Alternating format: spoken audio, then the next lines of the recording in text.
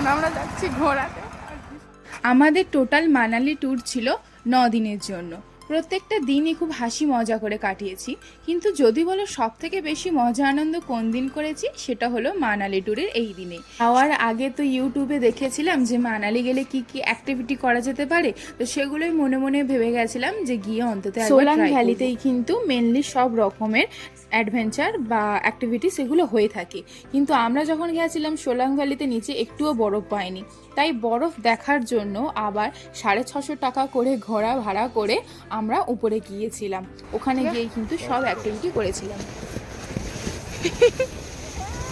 প্রথমে গিয়ে ওখানে 1000 টাকার একটা টিকিট কেটে নিয়েছিলাম, যার মধ্যে এই স্নো স্কেটিং, জিপ লাইন আর এই টিউবটা। সিনচ্যানকে দেখে ভাবতাম যে যতটা সহজ, অ্যাকচুয়ালি কিন্তু ততটা সহজ নয়। বেশ 3-4 বার আমি পড়ে গেছিলাম, হাঁপিয়ে গেছি। আর তখনও দেখো, নিজের শরীরের বাকি হাড্ডিগুলো তোলার জন্য আমি ভাবলাম এবার ট্রাই করা যাক জিপ লাইনটা। প্রথমে একটু ভয় হচ্ছিল, কিন্তু আমার সাথে যে দিদিটা ছিল উনি আমাকে সাহস দিচ্ছিল যে না না হয়ে যাবে, এইবার না করলে আর কখন করবে।